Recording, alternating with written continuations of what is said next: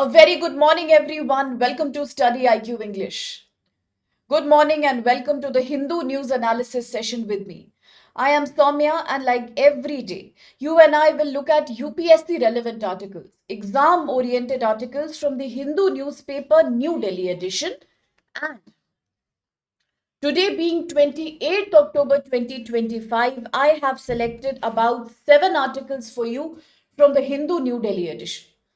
Okay, so yesterday I could not interact with all my students. Apologies for the same. But today we are back to the normal format. Lots of interaction, question, answer, exchange of ideas alongside article coverage. So, very good morning, my dear Lenny. Okay, and as we wait for other aspirants to join in, here are 7 articles which are UPSC relevant from today's newspaper. As always, we choose to begin from the editorial page. Why? Because these are lengthy and complicated articles, and I want you to pick up points from here, data from here, concepts from here, and then apply them when you write your answers in the mains exam. So, from page number 6, that's editorial, I have picked up 3 articles for you. Very good morning, Sangha Mitra. Good morning, dear. All right. Good morning, Varsha. Very good morning, Neelam. Good morning, Bulbul. So happy to see all of you. So as all others keep coming in, let's start with the first article itself. Yes, it's the editorial, page number 6. It is about how the big technology companies, Google, Microsoft, Amazon, all these companies have been taking Indian public health for granted. They have double standards. When it comes to American public, European public, the health regulations of their products are very, very high. But when it comes to Indian public, whether it be a soft drink, whether it be junk food, whether it be any medication or supplements, the standards are very different. So these big tech companies have definitely failed India when it comes to a safe public health structure. It looks like they have some kind of a contempt. They have some kind of a hate or disregard for India's public health system. That's the main point made by this article today. So we can say it is GS paper 3, health, nutrition, health regulations. Of course, it is also about multinational companies, trade license. So yes, it's GS paper 3. So let's see what the article chooses to talk about. Now, this article is telling us that how big tech companies have been experiencing, have been displaying a kind of disregard and disrespect when it comes to India's public health. Good morning, my dear Reshma. The reason is that from the beginning, they have been doing misleading drug advertisement. And in India, right since the times radio started, television started, there has been a problem about misleading advertisement campaigns. Products, supplements, medicines, they have been sold to the public with fake promises, very, very fake promises. Promises which say that we can cure HIV, we can cure cancer, we can cure diabetes, we can cure thyroid problems, sexual impotence. In reality, they cannot do anything of that. But they promise that yes, we can completely change your life. We can do all that for you. So these are the misleading labels and advertisement campaigns that so many local and foreign brands have done in India. And for the first time, it was in 1927 that this concern was raised by Sir Haroon Jaffer. So an individual by the name of Sir Haroon Jaffer had raised this complaint that why in India do so many companies have misleading advertisement campaigns? He raised this issue in 1927 in the Council of States about how there is a new craze behind medicinal drugs, medications that lead to magical cure to disease. And Sir Haroon Jaffer at that time said that we need a regulation where companies can stop cheating and misleading public. So that's the article all about. And on that note, very good morning, my dear Arun, Neharika, Vikash. Happy to see you, dear Udesh, and Bulbul, of course, she was here. Like the Chavanplash and so many other kind of medicines. So happy to see each one of you. Hope you're doing good. Welcome everyone. Niharika as well. Good morning, dear. So that's the article. Why have these companies been misleading Indian consumers so much? Now, inspired by all these complaints, inspired by the 1927 observation of Sir Haroon Jaffer, it was the Indian government who finally, then in 1954, chose to bring a legislation that's known as DMRA, Drugs and Magic Remedies, Objectionable Advertisement Act. It stands for Drugs and Magical Remedies, Objectionable Advertisement Act. It was passed. The aim was to prohibit, to stop advertisement of drugs and remedies who claim that people will have extreme magical improvement in their health conditions, who used to claim exaggerated therapeutic benefits of their drugs. Now, whether a drug is being approved by the regulator or not, after the DMRA Act, the Drugs and Magical Remedies, Objectionable and Remedies Act, no product can be sold to the consumer by making a fake promise. It was prohibited. If an advertiser, if a manufacturer is found to conduct this kind of a fake propaganda, then they would be sent to jail. Jail for at least 6 months. And if they repeat that offense, then for 1 year along with fines. It completely prohibited any fake advertisement claiming to cure, prevent, diagnose certain diseases that are listed in the schedule of the DMRA Act. Diabetes, cancer, sexual impotence, thyroid, reproductive disorders, and so on. It was a punishable crime from now onwards. But let's understand, we come to 2025 and things have changed. The world is not the 1954 world. At that time, people could advertise from radio, newspaper, magazine, and television. Today, things have changed. Today, we are talking about digital media, search engine, social media platforms, smartphones. Advertising world has become revolutionized since then to now. There is a 24/7 engagement that people like you and I have with social media. We have online marketplaces like Amazon, eBay, so many of them. There are big tech companies like Google, Meta, YouTube, Amazon, who dominate this industry, and with their support, advertisers are targeting millions of people per minute. Millions of customers per minute, and that too, these are targeted advertisements based on machine learning. If I look for a pair of jeans within the next 2 hours, whichever social media platform I use, whichever search engine I use, I will be flooded with jeans advertisement. If I am trying to Google for a disease, I will be surprised to see how within few hours to few seconds, I will be flooded with various kinds of clinic advertisements, medicine advertisements, and so on. What is going on? This is the world of machine learning and AI, where my data is processed in a matter of seconds. A consumer is nothing but a set of data. I can be the easy target for all these fake advertisement campaigns led by global big tech companies like Google, YouTube, Meta, Amazon, Microsoft, you name it.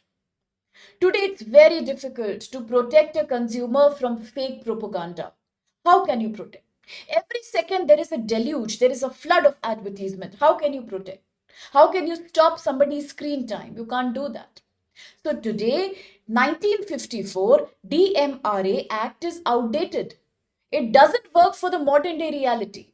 Today, Indian regulators are finding it very, very difficult to monitor, trace, jurisdiction, control, proactive compliance by the global tech. They are failing to do that. Indian regulators are feeling helpless now. Plus, there is a huge digital illiteracy in India. Majority people are still new to the social media. They are still new to the smartphone world. It's very difficult for them to understand that some of the Ayurvedic, Unani, homeopathic, allopathic claims are not true. These products which say that we will cure your disease, like hypertension, like chronic kidney disease. Sometimes are even talking about autoimmune disorders who are not treatable also, which are not even treatable. But they claim to treat all that. Rheumatoid arthritis, psoriasis. They say we will cure all that. Is it possible? In reality, medical science says it's not possible. But these companies and these fake advertisements say it is possible. Plus, then there are so many godmen. Godmen who say that we can cure your disease by running a universal remedy campaign. And people fall trap to that also. Let alone the fact that these diseases cannot be cured. They can also have potential side effects because people in India have a culture of self-medication. People are obsessed with self-medication. Recently, when so many children died in Madhya Pradesh because of a cough syrup, which was contaminated by a chemical called ethylene glycol, same thing was coming to picture. Why were parents giving these cough syrup to children? Did the doctor recommend these cough syrup? No. Then why were we doing self-medication? We were calibrating child dose on the basis of adult dose. Does that make any sense? No. But then we have a culture of self-medication. In that situation, it becomes very difficult to protect vulnerable consumers from these universal fake campaigns, from all these contaminated and misleading medications. And look at the hypocrisy here. Look at the double standards of the big tech companies. The same platforms like Amazon, Google, Meta, YouTube, who strictly regulate such misleading advertisements in America. In America, where FDA and FTC, these laws put heavy punishment, heavy fines, and heavy penalties. Criminal prosecutions are imposed on any manufacturer, any media platform who is endorsing these fake ads. Historically, some American companies still continue to undervalue Indian lives. A very good example is the 1984 Bhopal gas tragedy, the Union Carbide tragedy. People committed a crime and later they disappeared. They did not even meet the punishment that they were supposed to experience. Why? Because Indian lives don't matter. Is that the case? It looks like the case.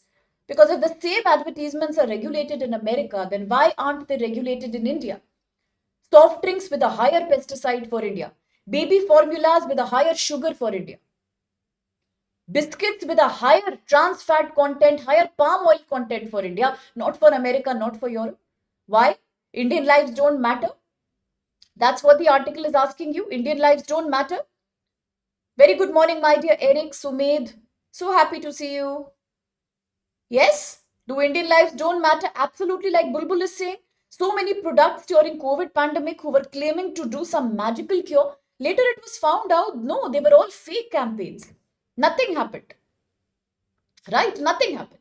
Similarly, when it comes to childbirth and pregnancy, in India, there has been a huge misuse of the PNDT Act 1994, the Prenatal Diagnostics Technique Act, which prohibits the determination of the sex of the unborn child.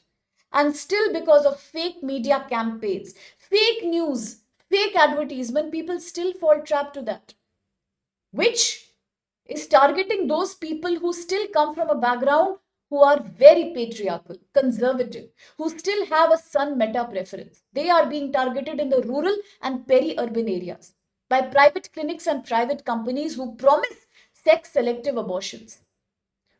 We have failed to regulate the PNDT Act, and definitely today the DMRA Act is also a failure. It has not coped up to the needs of the modern day. Now it's very, very easy for the big tech companies like Google, Meta, Microsoft, YouTube to use Section 79 of the IT Act. Now, multiple times we have discussed the IT Act, Section 79, so I'm sure all of you are aware of that. Very good morning, my dear Ramu and aspirant. I think except Dipesh and except one more student, Akhtar, I think. Mostly everyone is here. Good morning, my dear.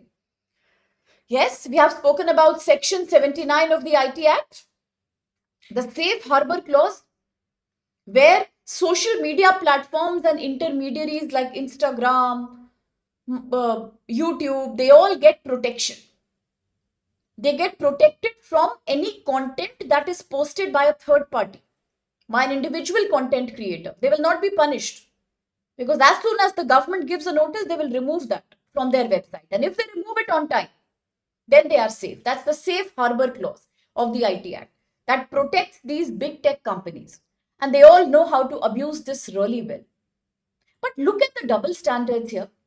Why are you removing the content once you are given a notice to keep yourself under safe harbor? When it comes to countries like America, you don't do that. Why did you ever put that content? Why did you wait for the government to criticize you? Why don't you initially stop taking such contracts? Stop putting such ads. Do not accept payment. Do not choose such ad placements. Why don't you put your foot down as a big tech company when you can see that public is being harmed here? Do you really need to be told by the government? It's almost like once the government is threatening you, you immediately put down the content because now you are scared of the safe harbor clause. You want to use the clause. Otherwise, you know you will be punished. So it's like if somebody threatens you, you will remove the content. If somebody doesn't say anything, you will keep on flagging that content. Is that the corporate social responsibility the big tech is performing in India? Now that's very, very shocking, isn't it? Now, at the same time, despite Supreme Court multiple PILs, public interest litigations, there has hardly been any change in this free system where anybody can post any volatile, any dangerous, any fake content on these platforms. After all, these big tech companies are very much responsible. They only place these ads, they only accept these contracts. Why are they accepting? In India, we have a robust culture of self medication. So, for today's reality, the DMRA is an outdated protocol, completely outdated. There are judicial delays also. For example, if you look at UK, United Kingdom, in UK you have Advertising Standards Authority. This authority regulates all the medical claims that are being made fakely by various companies. But in India, whether it's any protocol, everything is very fragmented. We have the DMRA, we have the PNDT, we have the Section 79 of IT Acts. Everything is fragmented. There is no one single consolidated body that controls and monitors the nature of this fake propaganda. Yes, Sumedh, absolutely. So therefore, what is the solution here?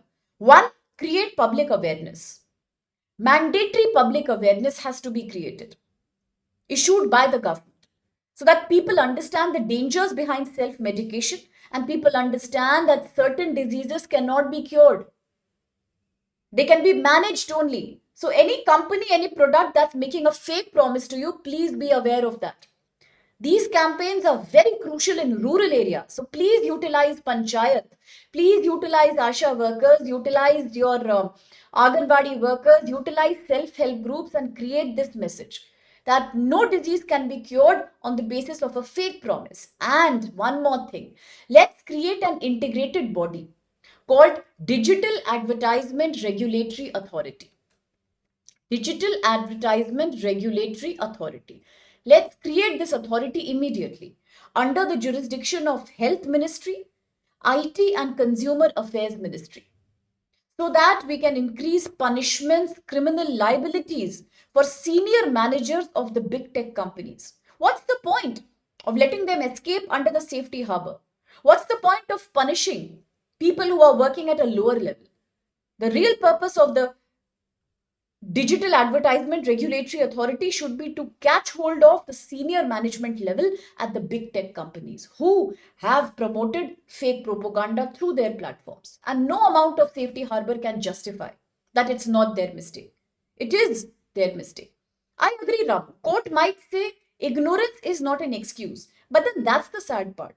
Let alone the high level of unawareness, medical illiteracy. There is also digital illiteracy. It's a part of our responsibility, the governments and the corporate, to promote that kind of awareness among people. But that's the only solution we have. That's why people will be aware next time somebody comes and gives you that fake promise that I'm going to cure your diabetes or I'm going to cure your hypertension. People should know which diseases can be cured through which pathway. So that's very, very important here. Okay. So that's this article for you. Quickly, let's look at a question. Very good morning, Asha. Very good morning. So, with the reference to the drugs and magic remedies, the DMRA Act 1954, look at the following statements. One, the Act prohibits advertisement of drugs for treatment of certain specified disease, irrespective of whether such drugs are approved by the regulator or not. And two, digital advertisements by online platforms are explicitly, clearly covered under the original provisions of the Act. And three, under the Act, punishment for repeat offences can be a jail up to 1 year. So, which of these statements do you people think are correct? Is correct? Let me know. And we will proceed with the next article.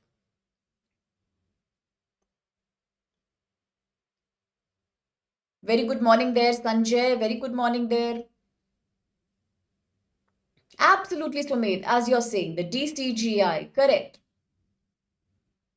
So, anybody knows the answer to this question, or should we proceed? Uddeshya has answered and Bulbul also answers, but everyone is giving a different response here. Aspirant answers, Arun answers, Sangamitra also answers. But then again, we are getting mixed answers. Reshma, Sumed also answer, but mixed answer. Half students are saying it's B, some say it's A, while some say it's D. Statement number 3 is absolutely correct. So A cannot be the answer. 1 is also correct. So which means C can also not be the answer. So between B and D, we are flipped. Second statement, digital advertisements by online platforms are clearly covered under original provisions. Is that the case, Reshma? Is it completely incorrect? B or D? B or D? Let's wait and watch which is the right answer. Wait till the last line. Let's wait till the last line. Some have said B, some have said D. Most have not answered. It's a complex question. Wait for the last line. Aspirant also says second is not correct, quite like Reshma. We'll check. Hold on. Quickly, the second article, page number 6, editorial. Okay, Bulbul. A start for North-South carbon market cooperation. We are talking about the global North and the global South. By now, you all understand that ever since India has hosted the 2023 G20 summit, India has become the voice of the global South. India today, like other countries of Mexico, Brazil, are working towards making the world a much more transparent place where the rights of countries in the global South are also given importance alongside the industrialized nations of the global North, like US, EU, Russia, UK, all of them. So today we are saying that a new development has happened. Recently in the news, you must have heard about the India-UK FTA, Free Trade Agreement.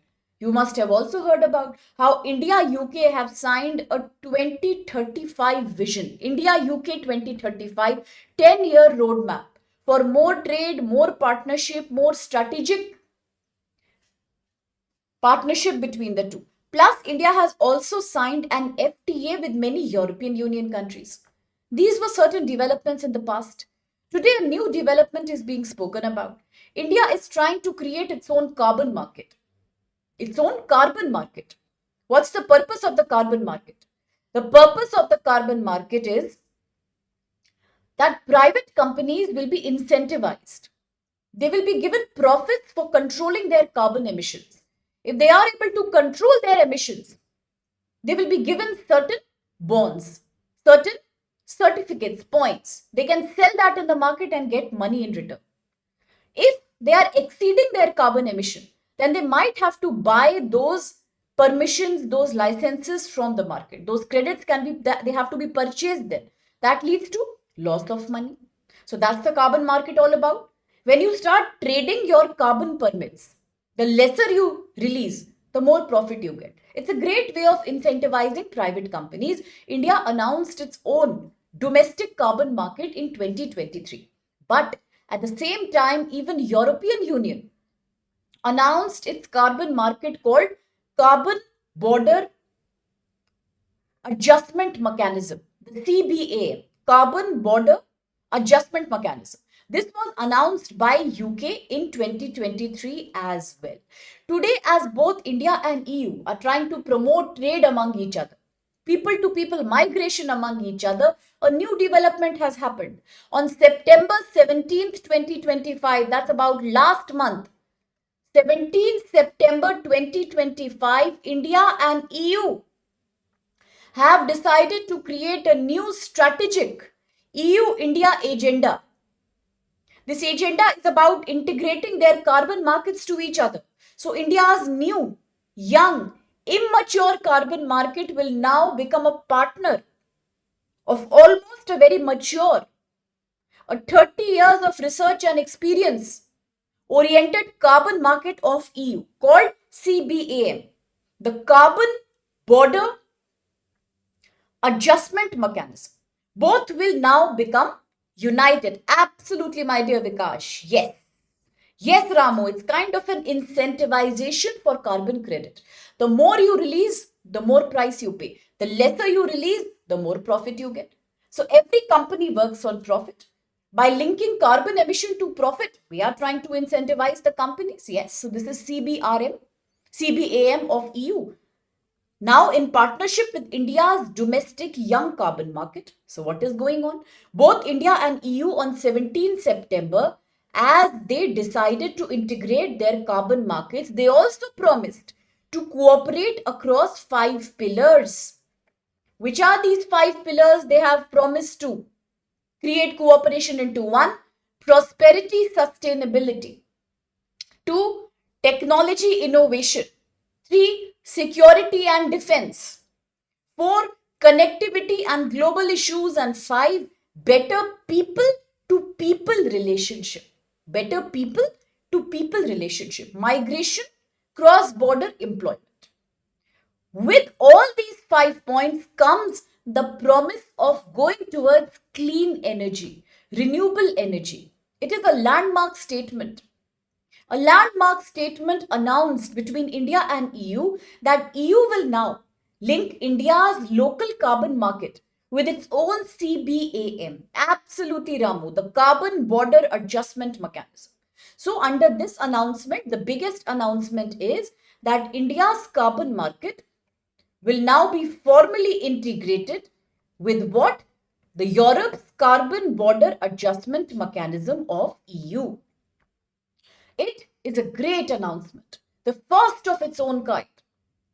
For India, it is a great opportunity because India's carbon market operates under carbon credit trading system.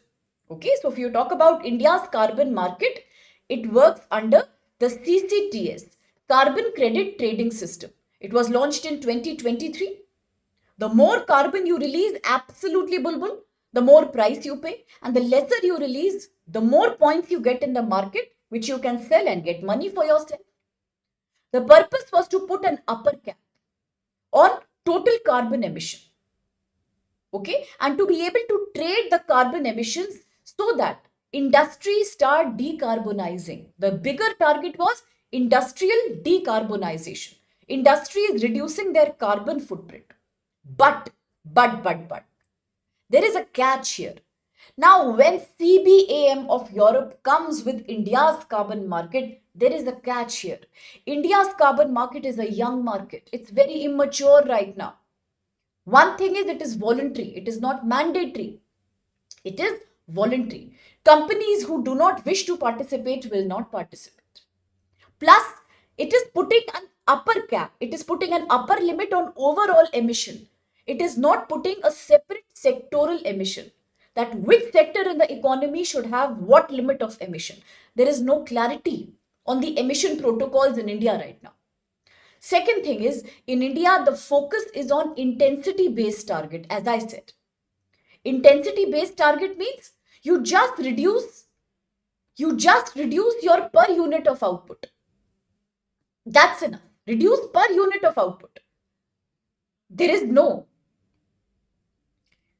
no absolute emission caps that have been still announced. So per unit of whatever you produce, you keep reducing carbon. But there is no absolute upper limit of emission cap announced for various sectors. It is a voluntary industry right now. There is no guarantee it will lead to compliance by all the companies operating in India. These are the two things which make India's carbon market very non-competitive with Europeans' market. Plus, there is another problem. Talking about Europe CBAM. Europe CBAM was formally announced in 2023 to ensure that there is a carbon price equality. There is an equality, a parity in carbon emission cost, carbon emission tax price between EU producers who are paying solid carbon taxes. In Europe, there is a very strict protocol. If a producer in Europe is producing a product and that leads to carbon emission, strict fines are there for that. You have to pay a heavy price for that. This is known as ETS, carbon trading system, very common in EU countries. If a producer creates a product, a good or service in which there is carbon emission, they pay a heavy price on that. That's European ETS, carbon trading system. So European producers are anyway paying a heavy tax under ETS. The purpose of CBAM is to bring them at parity, to bring them at an equal level as compared to foreign exporters. There should be a similarity between EU producers and foreign exporters also. Otherwise, EU producers will have a loss. Okay, I'll give you an easy example. Imagine I am in European Union. I am a manufacturer in European Union and I am producing clothes. Okay, I am in European Union and I am producing a clothes company. I have to pay a very strict carbon tax under the emission trading system of EU. My per unit output will be determined by per ton carbon that I produce. If my product is involving too much carbon emission in its manufacturing, I will pay very heavy tax under ETS. But what if there is an Indian company who is exporting to my country, but they don't have to pay the same kind of tax? Then what is the benefit for me? Will I not face a loss? I will face a loss because I am paying a heavy tax for carbon emission in manufacturing. But my competitor coming from India or China or, for example, US, they will not have to pay the same price because in their countries they don't have ETS. So who will lose here? I will lose here. It will demoralize me. It will reduce my profits. So to stop this situation, to bring European manufacturers at an equal pace with foreign exporters and importers, the CBAM was created. The purpose is only carbon border adjustment, CBAM mechanism. Okay. Now things changed. For example, CBAM will also be imposed on imported products into EU. Imported products like cement, steel, aluminum, fertilizer, electricity. All the people who are importing to my country or my EU nation will also now have to pay a heavy carbon levy duty. They will have to pay that. There is no choice. But at the same time, this may also threaten the trade volume. There are too many people from countries like India, China who may not want to pay this kind of a high tax. So therefore, today what India and EU have decided is that let us link both the carbon markets to each other. India's local carbon market and EU's CBAM. What is the advantage? It will protect manufacturers from double carbon tax, from paying double carbon tax. For example, I am in India. I want to export to Europe some kind of steel supplies. Now, at once, in my own country, I will pay the tax. So that when my product reaches Europe, the European government will calculate the difference and they will reduce the amount I have already paid in my country and then tax my product under CBAM. The purpose is I will not have to pay two times. Otherwise, what happens in my country also I pay for carbon emission under India's carbon market. And once my product reaches European Union, I will pay under CBAM also. What profit will I get? Zero. So therefore, to avoid double taxation, both the countries have integrated their markets. Now, as an Indian manufacturer, I will pay some tax to my government. Suppose if I have released 10 tons of carbon dioxide, I will pay for that. But as soon as my product lands into EU, the EU government will calculate that she has already paid in India. So that 10 unit cost will be reduced from the CBAM tax structure. So that double I don't have to pay. I will pay separately in India, separately under EU protocols. That sounds like a decent arrangement here. The purpose is to prevent any kind of carbon leakage. Any kind of situation where companies are easily able to escape paying price for their carbon emission or to double punish people who are following protocols. Now, linking will reduce the carbon prices already paid under India's internal carbon tax mechanism. Okay? So this is a clear-cut advantage. But here also there is a small problem. And actually it's a big problem. The problem is that in EU, which has 20 years of experience in creating a carbon tax, EU's market is very mature. Carbon market. India's carbon market is a baby right now. It is still not matured at all. Very good morning, my dear Balram. It's not mature. So now what happens in the EU, the carbon price is about 60 to 80 euro per ton of carbon dioxide released. Look at the difference. In EU, the carbon tax is about 80 euros of per ton carbon that you produce through your manufacturing. If you compare this with Indian carbon cost, it comes out to be around 5 to 10 euros per ton of carbon produced. So now you imagine, is there a match between the two? Is it not unfair for Indian manufacturers? It is. So therefore, Indian manufacturers may try to resist this, saying that no matter how much you try to avoid double taxation, no matter how much reduction CBAM gives us, because we have paid tax in India, it is not going to help us.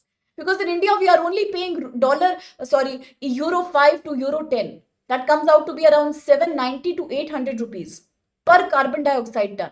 But when my product is reaching EU, look at the level of tax in EU. 80 euro. Do you know what is 80 euro? 80 into 80, what is it? About 6 to 7,000 rupees per carbon dioxide ton. Then what is the benefit? Anyway, the price of my product in EU will increase. I will not get any profit, any margin only, because half my money is going in paying EU carbon tax. The manufacturers are not happy. That fails the purpose of the joining of Indian carbon market and EU carbon market. That's it. For the local manufacturer, there is no benefit here, right? Then India is also one country who had clearly opposed CBAM at the World Trade Organization also, at the Convention of Parties also, saying that it is an act of unilateralism and protectionism by EU and America. Putting too high carbon tax on countries who are exporting, on developing countries who are exporting products to you, is like complete domination. Because we all know that in developing countries with higher population, environmental protocols are not so mature right now as compared to West countries. So we can't have an open competition between the two. The policies have to accommodate the needs of developing countries as well. And that's not reflecting in this agreement at all. India, therefore, in World Trade Organization and in the Convention of Parties, the COPS, had clearly criticized that Europe is being unilateral, over-protectionist when it is taxing Indian products so much. If European Union thinks that India's carbon measures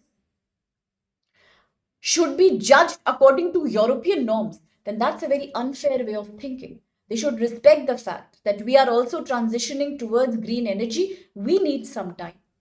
We need some time to do that.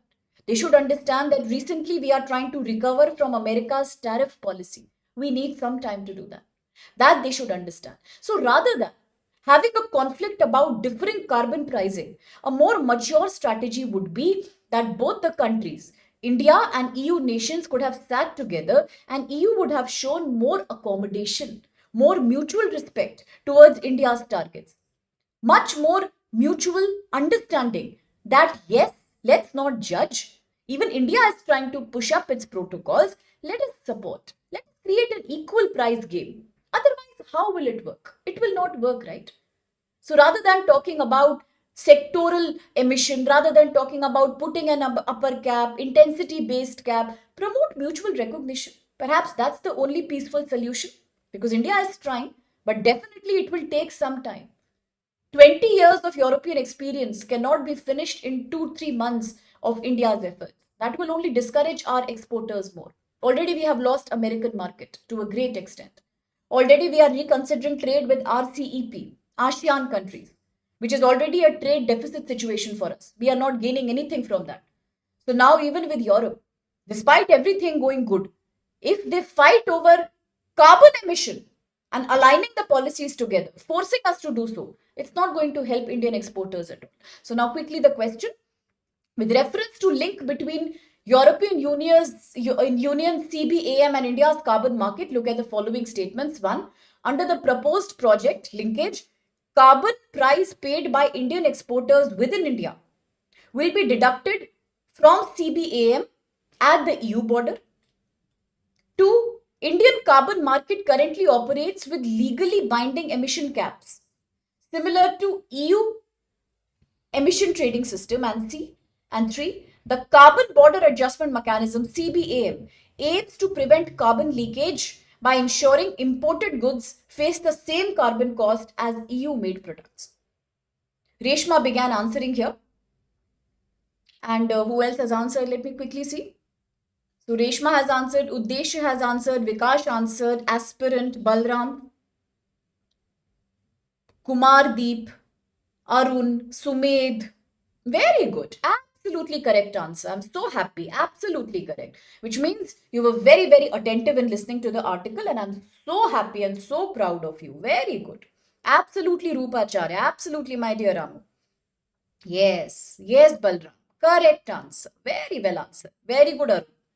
Perfect answer. Yes, Sangamitra. It is C. Absolutely. First and third are correct. Second is not correct. India right now doesn't put a legally binding emission cap like EU. India only focuses upon cutting down emission cost per unit of production. There is no absolute upper cap. There is no sector-wise calculated upper cap. There is right now no match between our system and the Europeans' trading system. Absolutely correct. Very good. Very well answered. Quickly, next article, also editorial, also page number 6. Now we are talking about a different geography altogether. So far we have spoken about West Asia, Israel, Palestine, Iran, US, Israel, Iran. Recently we spoke about the Doha Summit, Afghanistan, Pakistan Peace Pact, the Sharm el-Sheikh Summit in Egypt, the Peace Pact between Israel, Palestine. Today we are looking at Turkey. Now there is an area in southeast Turkey. Southeast Turkey with overlaps with other countries like Syria, Iraq and Iran, as you can see on the map here. This is broadly the area of Kurdistan, the area of Kurdish people, the Kurdistan. Today, after a long battle, long conflict and long struggle, deaths of millions, displacement for more, there is an understanding between Turkey, as we call it now, Turkey, and the Kurdish people that let's create some peace. Let's create some understanding and negotiation and end this armed conflict that has happened for decades altogether. Because today, the situation of the Kurdish people, the Kurdish community in southeast Turkey is horrible. They have experienced marginalization, starvation, displacement, lack of economic development, and they are tired now. The leader of the Kurdish people in this area, that is the leader of the Kurdish Workers' Party, Abdullah Öcalan, he has been in Turkey jail for so many years now. He was arrested back in 1999. Until day he is languishing in Turkish prisons. Today a time has come where the Turkish leader, Mr. Erdogan, has to think again. He has to recalibrate his policy. That whether he is genuinely interested in giving some autonomy, some right, and some more negotiation to the Kurdish people, or he will still continue to keep the leader of this Kurdistan Workers' Party in jail and continue a dangerous situation where the war may just continue for another few decades to come. Absolutely, very well said Sangamitra, my dear. It is absolutely relevant to GS Paper 3 Bacha because this is international relations. International relations and foreign policy. Once again, we are looking at West Asia. This time particularly to southeast Turkey, parts of northwest Syria, the part of North Iran and Iraq. An area that comes under a quadruplet junction. Yes, the area of the Kurds. Very well said. Now, what does this article say? In one line, if I was to summarize, the article says, today it is time Turkey Turkey has to think again whether Turkey wants to spoil its relationship with all the other countries like Iraq, Syria, and Iran, who are having a certain component of Kurdish community. Does Turkey want that Southeast Turkey should continue to face destabilization, war, tension, escalation like it has experienced in the past few years, where there has been a fight between Turkish forces and the Kurdish forces? Does Turkey want that to happen? On paper, Turkey is saying no. We welcome the peace initiative by Abdullah Öcalan, the leader of the Kurdish party. But in reality, it has not happened. They have still not promised if they will release him. They have still not promised is there going to be some peace in the area. Today it is high time Turkey has to recalibrate that. You cannot keep the leader of the Kurdish forces, Mr. Abdullah Öcalan, in jail since 1999 and still expect that Kurdish people will be ready with the peace process. That's not going to happen. Okay, so that's the reason this article is here for you. Let's see what does the article say. Now, clearly the article is talking about the party called PKK. It is known as Kurdish Workers Party or Kurdistan Workers Party, a small ethnic community that lives in this broad area as you saw in the map right here. It occupies southeast Turkey, it occupies certain parts of northern Syria and Iraq, and the extreme northwest part of Iran. A community which has fought for decades now. It has been fighting since the 1970s, ever since this party, Kurdistan People's Party, was created back in 1978. It has been fighting for some autonomy for the Kurdish people. This party and its leader, Abdullah Öcalan, have been busy in a war with Turkey. When it was founded in 1978, the target was to request to negotiate with Turkey and the Turkish security forces to create an independent Kurdistan, especially for the Kurdish people, to create a separate Kurdistan. Second, apart from separate Kurdistan, they also wanted autonomy and political rights for their people. But in 1998, in a spate of conflict, Abdullah Öcalan was arrested within Turkey. Now, since then, Abdullah Öcalan has been in the Turkish jail. After these many years of suffering, displacement, in 2025, finally, Abdullah Öcalan said that he represents the Kurdistan People's Party, the PKK, and together these people want to negotiate some peace process with Turkey. They said that we want to demilitarize, we want to go for disarmament now, enough of fighting, and we want to move towards democracy. Immediately, the Turkish president, Mr. Erdogan, he said, you are welcome. It's a good step. Even Turkey doesn't want to go on with this wasteful conflict. So let us find a negotiation. But Turkey has only said it. Neither has Turkey formally released Abdullah Öcalan, nor has Turkey given anything in writing that the legislative and political demands of the Kurdish people shall be taken care of. So once again, the situation has been hanging in a limbo. There is no solution to the problem. Kurdistan and Kurdish people are a majority in the southeast area of Turkey. Despite that, they have suffered years of military operation, economic stagnation, displacement, death, hunger, starvation, you name it. Today, as they are agreeing towards a peace process, it could be a very good chance when Turkey comes and creates that peace for them. Otherwise, Turkey will also not be in peace. Besides, if Turkey refuses to release Abdullah Öcalan today, the PKK fighters may start fighting with Turkish forces again. At the same time, Turkey also has to see that if Turkey denies the release of Abdullah Öcalan, if Turkey refuses to acknowledge independence for the Kurdish people, will it not impact the relationship of Turkey with all those countries who have some population of the Kurdish people? Will it not impact its relation with Iraq, Syria, Iran? It definitely will. At the same time, Turkey also has to understand that under NATO, as a part of NATO, under Turkey-EU relationship, if any destabilization happens in Southeast Turkey, it leads to refugee crisis in EU also. It leads to some kind of volatility in NATO allies in Europe also. And that is something America may not like. That is something EU partners may not like. So today, Although it's a very sensitive issue for Turkey also, whether to release Abdullah Öcalan or not. Turkey is answerable to its own population also, opposition parties also, but it has to be a very smartly handled decision.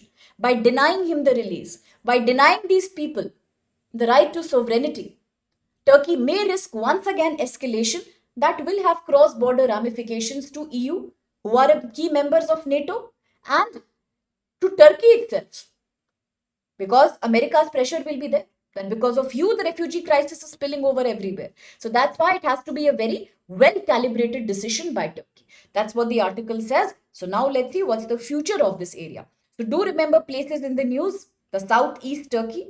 Do remember the Kurdish people, and remember the key controversy, how they are offering some peace and negotiation today. Quickly, the question with reference to ongoing peace process between Turkey and the PKK, the Kurdistan Workers' Party. Look at these statements. One, it was founded in 1970s with the goal of establishing independent Kurdistan in southeast Turkey. Two, Abdullah Öcalan, PKK's founder, has been in jail in Turkey since 1999 and continues to influence the PKK's decisions and policies even today. And three, the recent decision of PKK to dissolve its military units was also accompanied by a call for recognition of Kurdish cultural and linguistic rights within Turkey's democratic framework. So which of these statements do you think are valid? Reshma began answering, and I think it's a perfectly correct answer, followed by aspirant. Yes, very good. Deepak, Udesh Sangamitra, correct answer. All of you. Sumed, Balaram, correct. Chinu, correct. It is going to be D here. Yes, yes, D is the right answer. Somebody has a slight confusion with B. Yes, Arun, that's correct. Why not B? Because that's true. Abdullah Öcalan is in jail in Turkey since 1999, where he was captured. Till now, Turkey hasn't released him. Turkey has neither given a proper promise on writing, in writing, whether Kurdish people will be given autonomy or not. That's the conflict all about. So all these three are valid. Yes, Ramu. Yes, Arun. That's correct. Correct answer. Well done. Next article. Once again, international relations. It's slightly a complicated article. Let's break it down in easy words. It is about the U.S. Pakistan relations and how do these relations impact India. Now, the article says U.S. Pakistan have had a very complex up and down relation. It's like a love and hate relationship, a strong love hate relationship, a relationship that dates back to the Cold War times, when America was somehow able to pacify Pakistan to become American ally, American supporter. And Pakistan did that also. America supplied weapons, arms, nuclear technology, everything to Pakistan. But much later, today in 2025, Pakistan is demonstrating a very strong China ally behavior. Pakistan is equally, in fact, even more close to China. It's becoming like a proxy colony of China. Why? Because America-Pakistan relation is a very messy relationship. Pakistan knows America loves me, but it's not unconditional. It's a love with conditions attached. It's a hot and cold behavior. Sometimes America will support Pakistan. Like recently, Field Marshal Asim Munir has been welcomed in Washington multiple number of times. He has been given a lot of respect there. But he was the same America. It was the same America who, after the 9/11, called Pakistan traitor, terrorist, insurgent. So you see, the relation has been very, very up and down. And today, as Pakistan and Saudi Arabia has signed an SDMA, Strategic Defense Mutual Partnership, once again, America is extremely cautious about this evolving equation. Does it impact India? Yes, it does. Why? Because there is a very sensitive thing for India also, a very emotional thing that happened. You see, the Pahalgam attack happened in India in 2025. Innocent tourists and people died in Kashmir. India was shocked. Can you imagine just 2-3 days before that attack? Just 2-3 days before that attack, General Asim Munir was in Washington. He was in America. And what did he say? He made a very hateful speech against India. which also had a reference to the two nation theory. So, which means Pakistan was probably mulling over this. It was probably having an idea about the attack for a very long time. And later, Pakistan said, I am not involved in this war. Then, can it be a coincidence that he was in America making hate speeches against India, and within 2-3 days, India was attacked? And then Pakistan said, I am not involved. So, these developments show that in this equation of Pakistan, China, and Pakistan, America, India is in a very, very vulnerable spot as always. Very good morning, Yogi. No problem, and that's the correct answer, Naresh. So it all started back in 1954 when Pakistan became an ally of America. Why? To counterbalance increasing power of Soviet Union and India-Soviet Union friendship. Plus, India also promised to become non-aligned at that time. India said during Cold War, neither will I support USSR nor US. I will be multilateral. I will not become partisan. I will not support one person. To counter that narrative, to make America happy, Pakistan became an American ally in 1954 under the Mutual Defense Assistance Agreement. As soon as Pakistan became American friend, America also rewarded Pakistan heavily by providing intelligence, military technology, CIA U-2 base at Peshawar.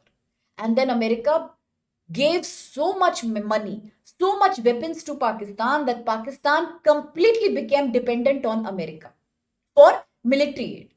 Now, what happened? America must have thought that all this money and all this weapon will be utilized to protect Pakistan from Soviet Union pressure, from any war against India. But what Pakistan did with that money? Pakistan kept on breeding its terror organizations, Jaish-e-Mohammed, Lashkar-e-Taiba, ISIS.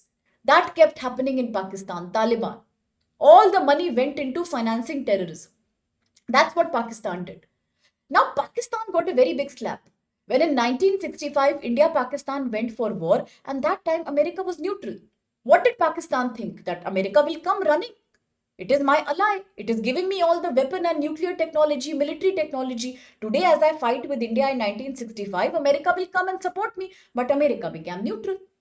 Pakistan was shocked. Similarly, 1971, when once again India-Pakistan went for a war, when Indira Gandhi was the leader and Bangladesh was created as Eastern Pakistan became independent. That time also, American president showed some sympathy towards Pakistan, but it did not come to active support of Pakistan. So that time also Pakistan was shocked, and now Pakistan understood that America's love for me is very conditional. It is very strategic. It is not a blind partnership. It's a very, very clever partnership. It completely depends on America's interest and America's mood. Now, after 1979, as Afghanistan experienced too much insurgency. The jihadi phase of Afghanistan started. Soviet Union came to Afghanistan. That time also America and Pakistan were very afraid because Afghanistan is a buffer country. So Soviet Union being present in Afghanistan, definitely it scared America more than anyone else. So once again, America started financing and supporting Pakistan to act as a counterweight against Soviet controlled Afghan territory. Lots of aid came, millions of dollars came. But what happened with that money? It only went for terror financing within Pakistan. Radical terror groups became popular. Too much terrorism started. America was quiet, it did not say anything. Pakistan went for nuclear program, a secret nuclear program. America didn't say anything. America knew about it, it financed for it, but it didn't say anything. But things changed. Things changed when in 1989, Soviet Union went back from Afghanistan. It withdrew from Afghanistan area. Suddenly, there was no big threat for America now in that region. So suddenly what happened? America realized that giving too much money to Pakistan could mean more and more terror. America was quiet, but it was able to see that Pakistan is financing too much terrorist activity. Too much. It didn't say anything openly. But as soon as Soviet went away, there was no big threat in Afghanistan to America. No big power was in that area. America also withdrew its aid and its financial armed support to Pakistan. That was the time Pakistan realized maybe America is changing its policy, and Pakistan went to China. Now, today's world is very different. It is not like the Cold War world. In the Cold War, only two powers were there, USSR and US. Today, three powers are there. US, USSR, and China is also there. So Pakistan is fluctuating between US and Pakistan, depending on its situation. But it is heavily dependent either on China or on America. There is no independence, economic growth that Pakistan has and will be experiencing. As soon as the 9/11 attacks happen, led by Osama bin Laden's party, now America's attitude changed. America experienced. America was only feeding the terrorism.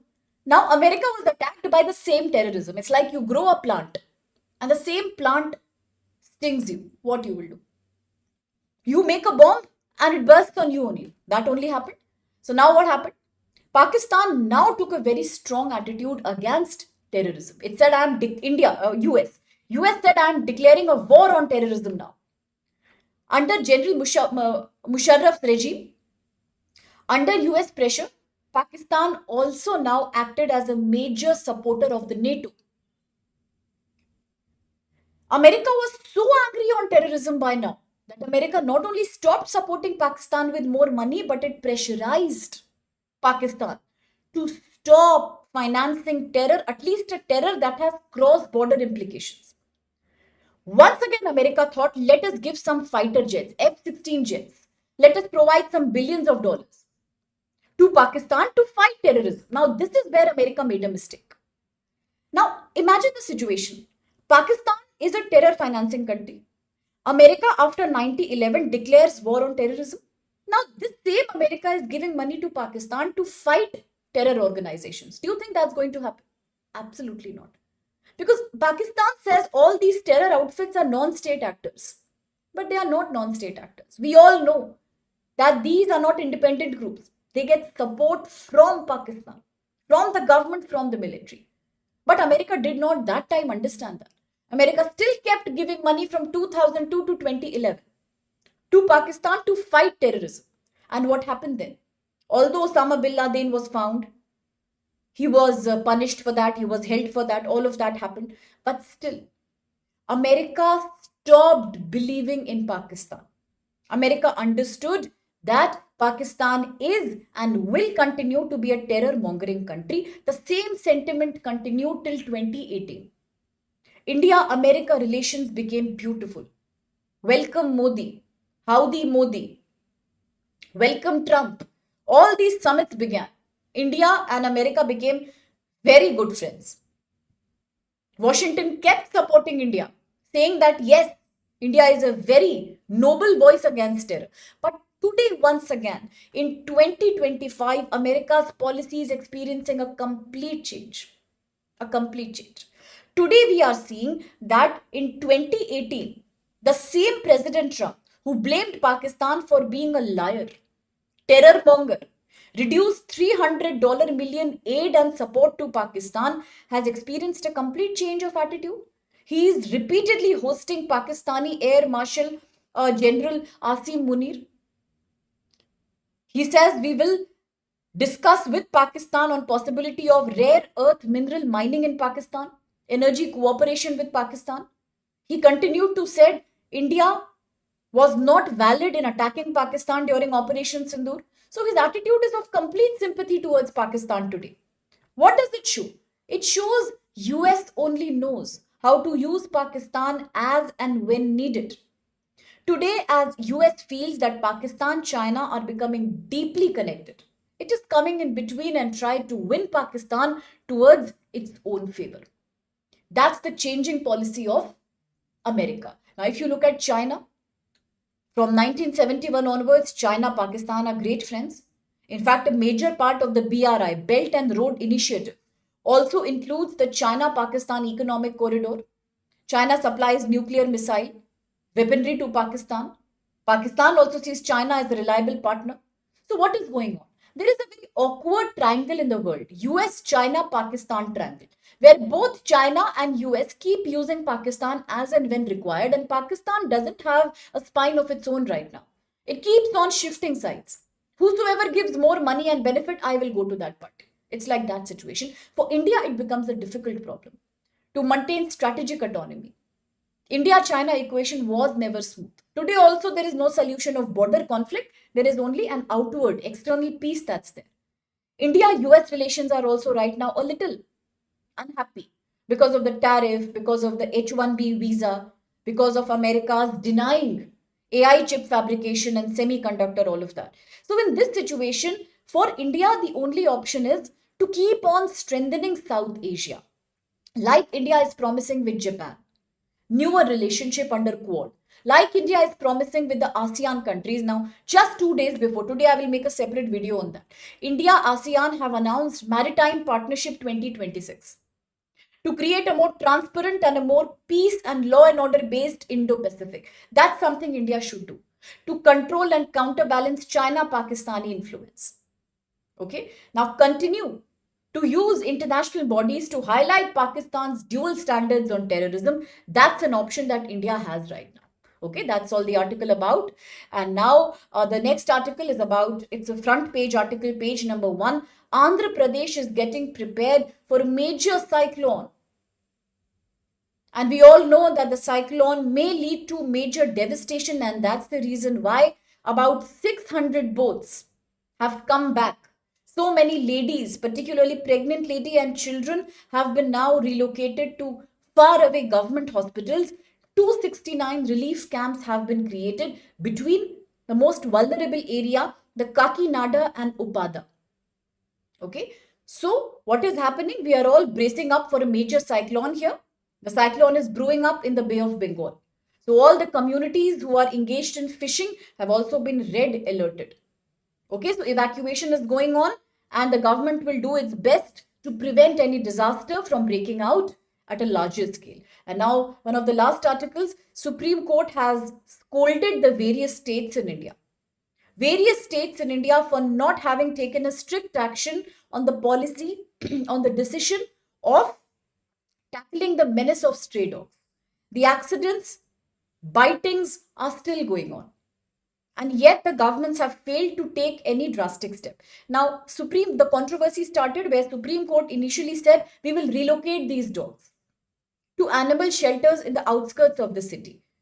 But, okay, that's good to know you're from Andhra Pradesh. Okay, that's wonderful.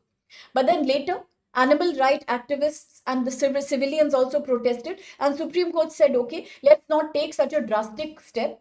Rather than relocating them, that's against humanity.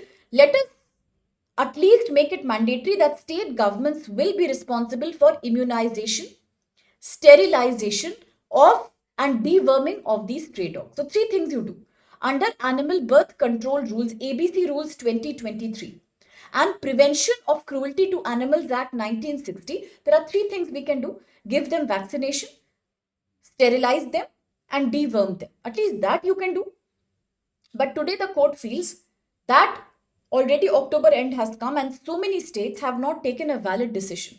States and UTs have failed to impose this affidavit that was issued by the court, and court wants clarity on that. That why did the state governments, several states have failed to implement strongly the 3 protocols under ABC rules and Prevention of Cruelty to Animals Act 1960.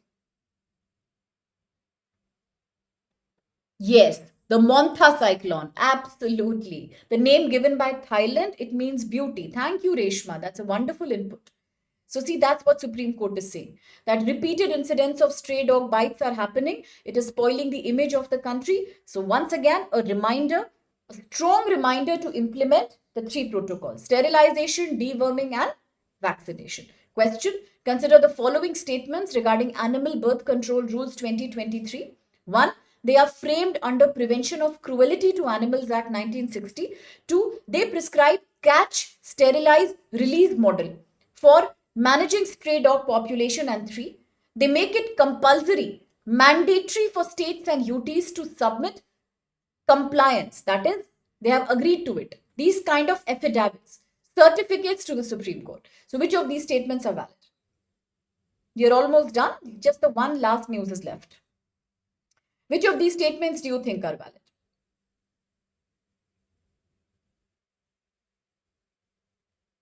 Which of these statements do you think are valid for this question?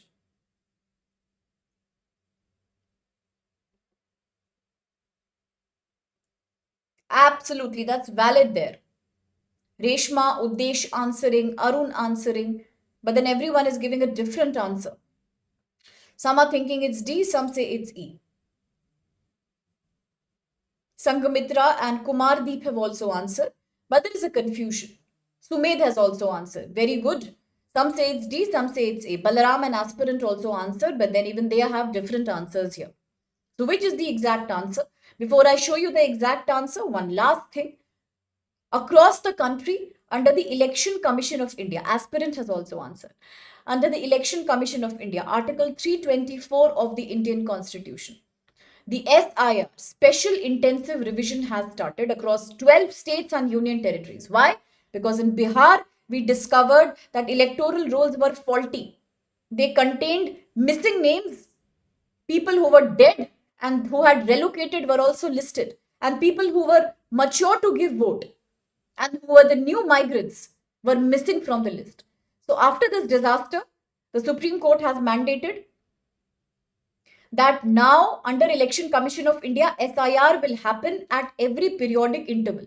So before the elections to West Bengal, Tamil Nadu actually start and Kerala start, across India, the Election Commission of India is running an intensive SIR campaign. 51 crore voters will be listed in this all India campaign across 12 states.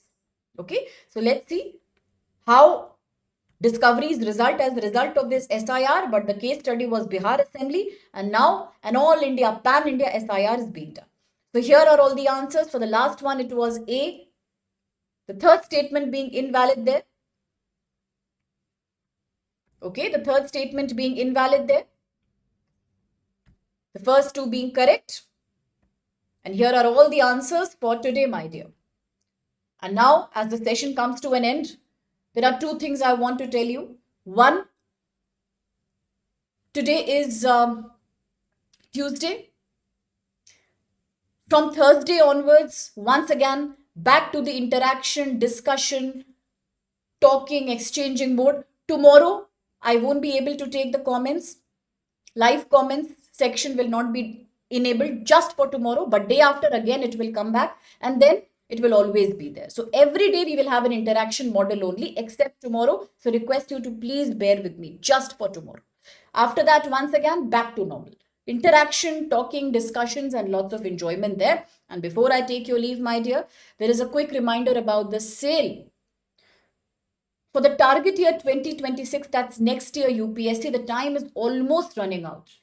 So the batch is now ending. The sale is now ending on 31st October. Some extension has been provided because people were thinking that they have missed it, but you haven't missed it. So till 31st, the sale is valid. And my dear, if you are interested, it's 7499. You can please spread the word around. Please let your friends and other people also know who are interested and who are really working hard. They can take professional guidance here. And for those who are preparing for 27 and 2028 also, we have huge discounted offers valid till 31st October. So please use code SPLIVE if you are interested. No matter whether you are a Hindi, English or a bilingual aspirant, morning, evening batches both. Spread the word, join the sale. If you want clarifications, fill a form that's here in the description box and somebody will call you up. Thank you so much, my dear.